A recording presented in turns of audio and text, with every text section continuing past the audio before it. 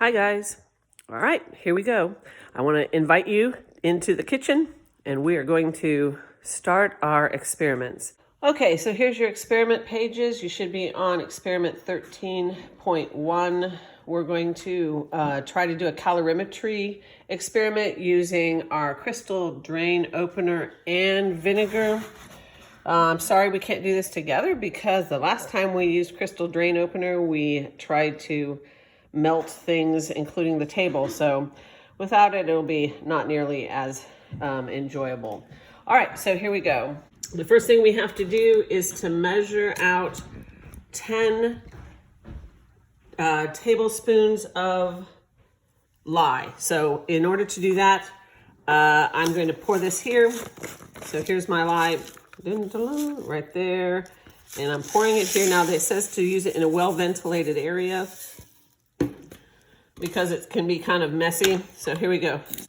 10 tablespoons. I'm putting them in here because I want to weigh them out. All right, so 1, 2, 3, 4, 5. Oh, you have to get some more out there. 6,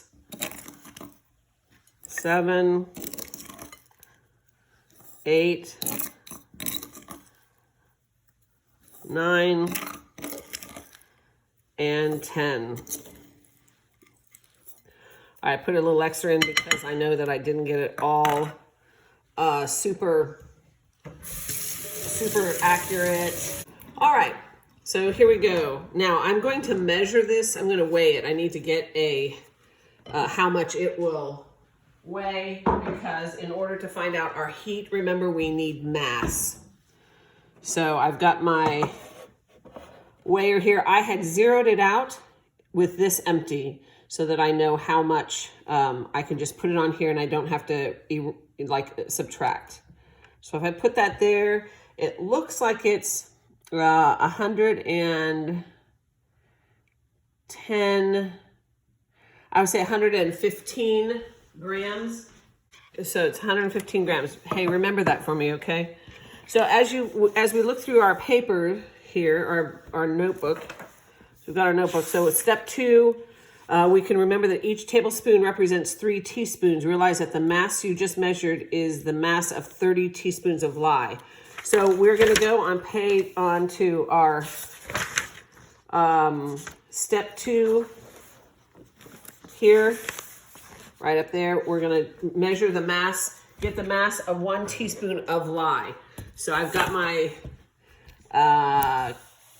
big board here so that you can see what I'm doing, and I'll do it with you. So right here it's 115 grams for 10 tablespoons, right? It would also be 115 grams equals 30 teaspoons. Okay, so if I take 115 and I divide by 30, I get 3.83. So my mass of lye is 3.83 grams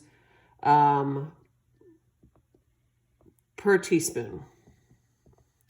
Okay, so then I can go on to my next step. My next step is we're going to add 1/2 teaspoon of lye to some vinegar. Now we need to get our calorimeter ready, and we can figure out how much the mass of our 1/2 teaspoon will be by just simply dividing. So if we have 3.83 grams per teaspoon, if I divide that in half again, I'm going to get 1.9 grams.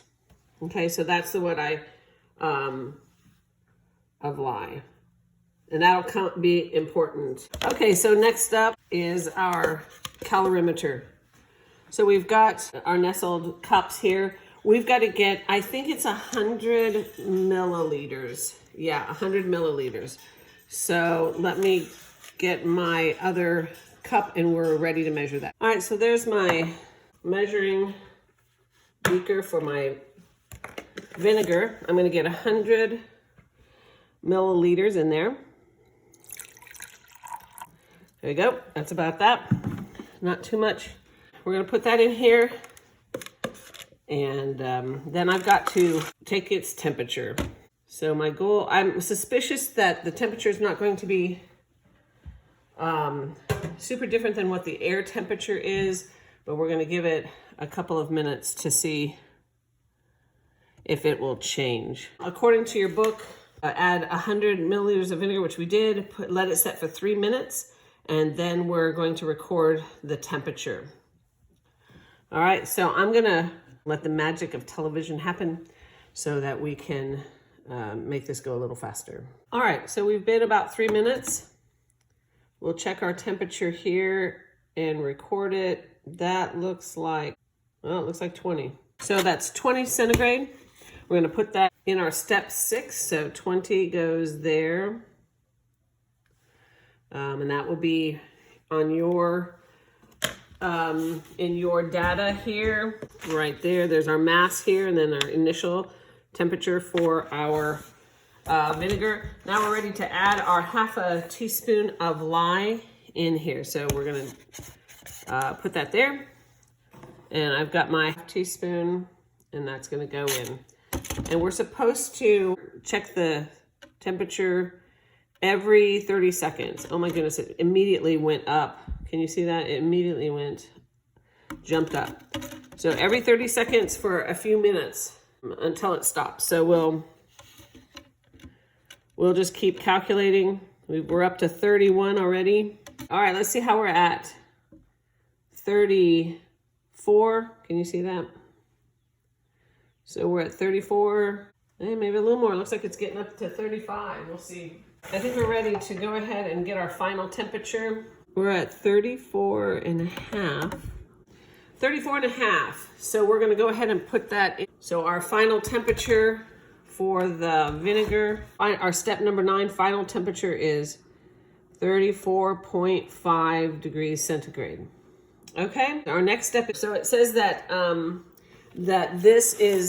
this reaction is exothermic if you're following along as we do the things on our workbooks. So the reaction is exothermic, therefore we'll see the temperature rise, we did. And then once it stays this way for 2 consecutive readings, or you can end the experiment, record the final temperature. We'll just double check to see if it's still the same. Now we're ready to do our calculations, which I know you guys are thrilled about. We know that our formula is Q equals MC delta T. Q is the amount of heat transferred, M is the mass, and C is the specific heat. So we do have the C of vinegar is 4.1 joules over grams times centigrade, and the mass of the vinegar, so we'll record that in a minute. The mass of the vinegar in the calorimeter will be its volume times its density. So the volume is 100 milliliters and the density is 99 grams per milliliter. So, and then we have to add the mass of the lye. So I have 100 milliliters times 99 grams per milliliter. So I can get rid of the milliliters here and here. And multiply 100 times 99, we get 99 grams. And so we have to have 99 grams plus our how much our lye was. So the mass of our lye is 1.9 grams. So 99.1.9 is 100.9 grams. That's how much the mass of our calorimeter and our contents.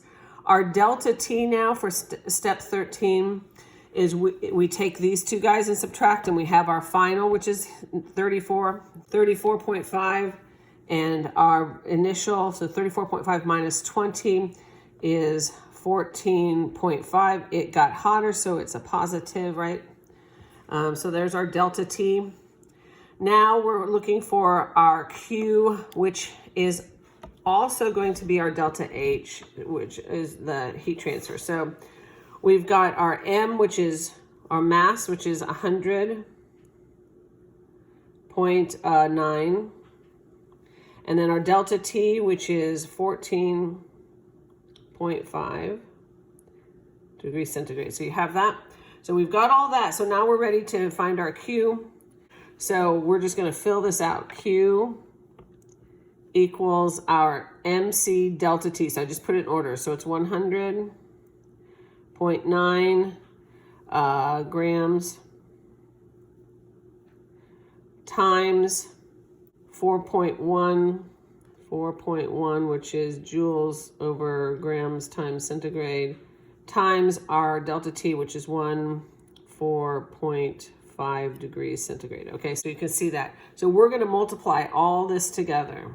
All right, so I did my calculations. That's what it looks like. I did it twice because that's how you make sure you're at least getting the probability of accuracy. So that's for step 14 or 15, 14 through 15. We've put in how much our Q is.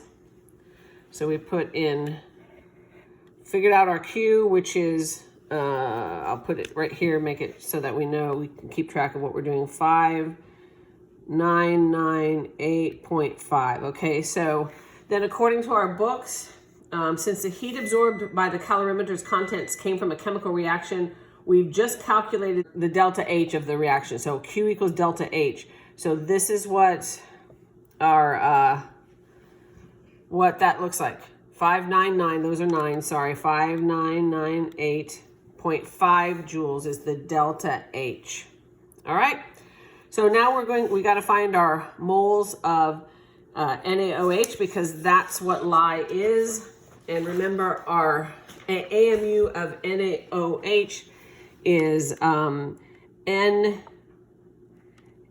is 23.0 plus O, which is 16.0, plus H, which is 1.01, and you get 40.0.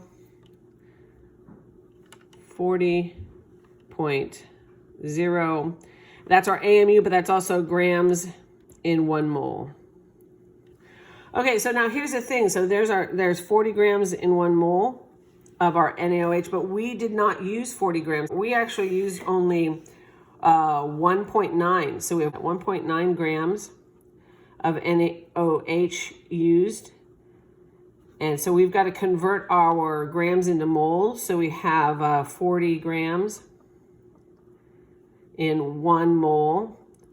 So we can get out of the grams into the mole. So you can see that 1.9 divided by 40 equals 0.475. All right, so we'll put that in there. Our moles used is 0.475 moles. Now would probably be better to say 0.48. We don't need to be that specific, but I'm going to leave it for now. All right, so now for our final thing, we take the answer in step 14 and divide it by the answer in step 17. So if we're looking at 14, we take 5998.5 joules, and we're putting it over the moles that we used is 0.475 moles. Okay, we're going to get an answer. Delta H of the reaction is joules over moles. So if we take 5998.5 and divide it by our 0.475, we get, wow, 12,628.4.